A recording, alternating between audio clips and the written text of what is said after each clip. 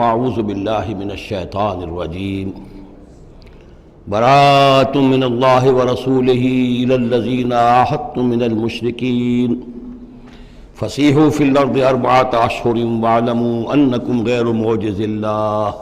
وان اللہ مخزی الکافرین صدق اللہ العظیم رب اشرح لی صدری ویسر لی امری واحلل عقدۃ من لسانی یفقہوا قولی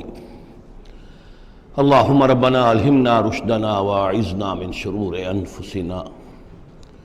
اللہم ارنا الحق حقا وارزقنا اتباعہ وارنا الباطل باطلا وارزقنا اجتنابہ اللہم طہر قلوبنا من النفاق واعمالنا من الرياء آمین یا رب العالمین۔ اب ہم اللہ کے نام سے سورہ توبہ کا آغاز کر رہے ہیں۔ یہ سورہ مبارکہ تجزیے کے اعتبار سے قرآن حکیم کی مشکل ترین صورت ہے۔ اس میں کئی خطبات ہیں جو مختلف مواقع پر نازل ہوئے ہیں، اور چونکہ قرآن مجید میں یہ چیز محفوظ نہیں ہے کہ کون سا خطبہ کس وقت نازل ہوا، اس کے حوالے سے بڑی تحقیق کی ضرورت ہوتی ہے، اور جن لوگوں نے اتنی تکلیف گوارا نہیں کی ہے وہ بہت سے مغالطوں میں خود بھی مبتلا ہوئے ہیں اور دوسروں کو بھی مبتلا کیا ہے۔ بہرحال پہلی بات تو یہ سمجھیے کہ یہ سورہ مبارکہ دو بڑے بڑے حصوں پر مشتمل ہے۔ پہلا حصہ پہلے 5 رکوعوں پر مشتمل ہے اور دوسرا حصہ 11 رکوعوں پر مشتمل ہے۔ فلسفہ دین اور فلسفہ رسالت کے اعتبار سے ان دونوں حصوں کے مابین فرق یہ ہے کہ نبی اکرم صلی اللہ علیہ وسلم کی بعثت ہوئی تھی، براہ راست بعثت جن میں سے آپ خود تھے، یہ بعثت خصوصی ہے، بعثت خاصہ ہے کہ جو مشرکین عرب کی طرف ہے، بنی اسماعیل کی طرف ہے۔ ایک آپ کی بعثت عمومی ہے پوری نوع انسانی کی طرف، آپ دو بعثتوں کے ساتھ مبعوث فرمائے گئے۔ آپ کی جو بعثت خصوصی ہے الی اہل العرب، بنی اسماعیل، مشرکین عرب، چونکہ آپ انہی میں سے تھے اور انہی کی زبان میں آپ نے آخری اتمام حجت کر دیا، لہذا ان کے ضمن میں اللہ تعالیٰ کا جو قدیم قانون ہے رسولوں کے بارے میں کہ اگر کوئی قوم جس کی طرف رسول بھیجا جائے اور وہ اتمام حجت کر دے اور پھر بھی وہ قوم تسلیم نہ کرے تو اس قوم کو ہلاک کر دیا جاتا تھا، عذاب استیصال۔ تو اس قوم کے حق میں تو یہ آخری فیصلہ جو ہے اللہ تعالیٰ کا اسی قانون کے تحت نافذ ہوا۔ اس آخری فیصلے کا جو معاملہ ہے وہ ہے جو پہلے 5 رکوعوں میں آیا ہے۔ یہ حضور صلی اللہ علیہ وسلم کی بعثت خصوصی سے متعلق ہے، اہل عرب کی طرف۔ البتہ چونکہ آپ کی بعثت عمومی ہے پوری نوع انسانی کے لیے،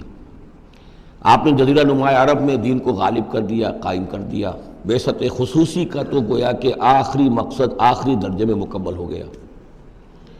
لیکن یہ بعثت عمومی کے کام کا آپ نے آغاز فرمایا ہے صلح حدیبیہ کے بعد۔ آپ نے 7 ہجری تک کوئی مبلغ، کوئی داعی کہیں باہر نہیں بھیجا،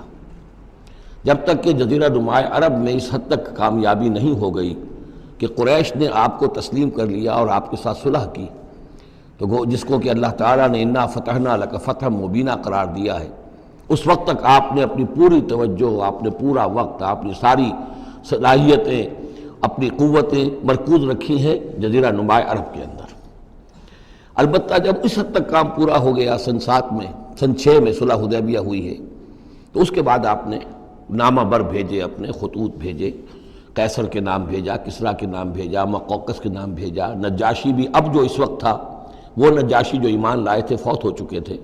ان کی تو غائبانہ نماز جنازہ بھی حضور نے پڑھائی تھی۔ اب جو نجاشی تھے وہ مسلمان نہیں تھے، ان کے پاس بھی خط گیا۔ ان خطوط کے نتیجے میں سلطنت روما سے ایک ٹکراؤ شروع ہو گیا، غزوہ موتا ہوا اور اس کے بعد غزوہ تبوک۔ یہ جو 2 غزوات ہیں ان کا تعلق حضور کی بعثت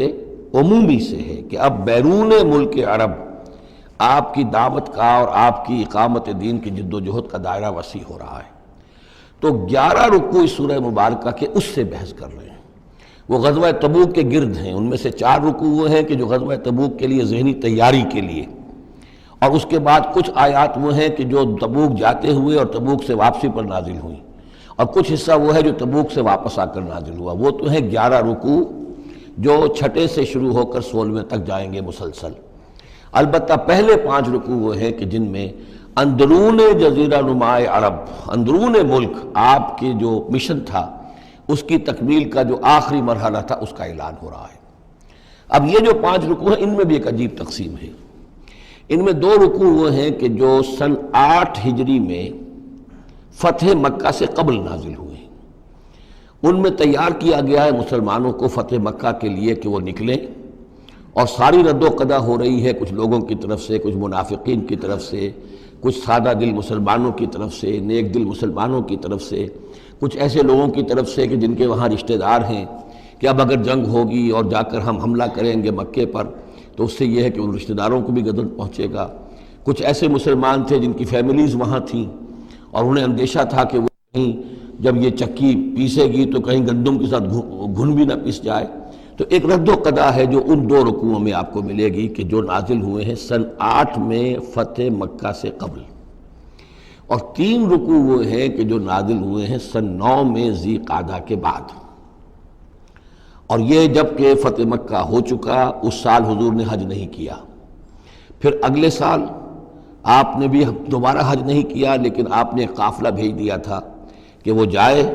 اور اس کے امیر کی حیثیت سے حضرت ابوبکر صدیق رضی اللہ تعالیٰ عنہ تھے امیر الحج۔ لیکن جب وہ قافلہ روانہ ہو چکا تھا ذی قعدہ سن 9 میں، تو پھر وہ آیات نازل ہوئیں کہ جو 3 رکوعوں پر مشتمل ہیں، جن میں آخری اعلان کیا گیا ہے کہ اب آئندہ یہاں کوئی عرب، کوئی مشرک حج کے لیے نہیں آئے گا۔ سن 9 کا حج وہ مشترک تھا، اس میں اہل ایمان بھی تھے اور اہل شرک بھی تھے، مشرکین مکہ بھی تھے، ان کو بھی اجازت تھی۔ اور وہاں اعلان کیا گیا کہ آئندہ مشرکین کے ساتھ اللہ کا کوئی معاہدہ نہیں ہے، اور ایک مہلت دی جا رہی ہے اتنے وقت معین کی، اس کے اندر یا تو وہ اسلام لے آئیں اور یا ان کا قتل عام ہو جائے گا۔ یہ سخت ترین آیات ہے قرآن مجید کی کہ جو اس حصے میں نازل ہوئی ہیں، لیکن اس کا فلسفہ سمجھ لیجئے، یہ قائم مقام ہے اس عذاب استیصال کے جو عذاب قوم نوح پر آیا، قوم ہود پر آیا، قوم صالح پر آیا، قوم شعیب پر آیا، سدوم اور عمورہ کی بستیوں پر آیا، آل فرعون پر آیا۔ وہ اب مشرکین عرب پر اس لیے آنا ضروری تھا کہ ان کی طرف حضور بھیجے گئے، انہی کی زبان میں کتاب اتار دی گئی، ان پہ اتمام حجت ہو گیا، حق مبرہن ہو گیا۔ اب اگر وہ ایمان نہیں لا رہے ہیں تو عذاب استیصال کے مستحق ہو چکے ہیں۔ البتہ یہ کہ انہیں پہلی قسط جو دی گئی عذاب کی وہ تو غزوہ بدر کی شکل میں تھی، اب آخری یہ ہے کہ چیلنج کر دیا گیا کہ اب اتنی مدت کے اندر اگر تم ایمان لے آؤ گے تو تمہاری خیریت ہے، نہیں لاؤ گے تو تمہیں قتل کر دیا جائے گا۔ اور اس میں خود بخود امپلائڈ تھی یہ بات کہ اگر تم نہ ایمان لانا چاہو نہ قتل ہونا چاہو تو جزیرہ نما عرب کو خیر بات کہہ کے چلے جاؤ، جہاں سینگ سمائے چلے جاؤ، اب عرب میں نہیں رہ سکتے۔ اس جزیرہ نما عرب کو پاک کر دیا جائے گا شرک سے۔ تو 2 رکوع وہ 3 یہ، اب اس میں ایک اور کمپلیکیشن ہے، یہ 2 رکوع پہلے اور 3 رکوع بعد میں، ترتیب زمانی تو یہ ہے، ان 3 رکوعوں کا ایک رکوع پہلے نکال کے لے آیا گیا ہے۔ جیسے میں نے کہا تھا کہ سورہ انفال میں ایک آیت جو تھی کہ جو بڑی اہم تھی اور جو بڑی یوں سمجھیے کہ ایک حساس مسئلے پر تھی کہ مال غنیمت کا کیا ہوگا، اس کو پہلے لے آئے، حالانکہ اس کا اصل حکم، اس کی اصل بحث جو ہے وہ سورت کے اندر چل رہی ہے، جا کے وسط میں آ رہی ہے۔ اسی طریقے سے قرآن کا اسلوب ہے کہ جو خاص بہت اہم شے تھی، اگرچہ وہ ان 3 رکوعوں سے متعلق ہے جو بعد میں نازل ہوئے ہیں، لیکن ان کو پہلے سب سے پہلے صورت میں رکھ دیا گیا ہے۔ تو گویا کہ پہلے 5 رکوع بھی 3 حصوں میں ہیں۔ پہلا رکوع جو 6 آیات پر مشتمل ہے، یہ وہ 6 آیات ہیں جن کو دے کر حضرت علی کو بھیجا حضور نے صلی اللہ علیہ وسلم، وہاں جا کر حج کے اعلان کرو، اعلان عام کر دو میری طرف سے کہ اب مشرکین کے ساتھ کوئی معاہدے نہیں۔ اس کے بعد وہ 2 رکوع ہیں جو ایک سال پہلے جو ہے نازل ہوئے ہیں فتح مکہ سے قبل۔ پھر 2 رکوع وہی ہیں کہ جو ان 6 آیات کے تسلسل میں ہیں جو ذی قعدہ سن 9 ہجری میں نازل ہو رہے ہیں۔ تو یہ 3 حصوں میں پہلے 5 رکوع ہیں، لیکن ان 5 رکوعوں کا تعلق محمد الرسول اللہ صلی اللہ علیہ وسلم کی بعثت خصوصی کا جو تکمیلی مرحلہ ہے در حقیقت اس سے ہے۔ برات من اللہ و رسولہ، اعلان برات ہے، لا تعلقی کا اعلان ہے اللہ اور اس کے رسول کی طرف سے، الی الذین عاہدتم من المشرکین، ان لوگوں کی جانب جن سے اے مسلمانوں تم نے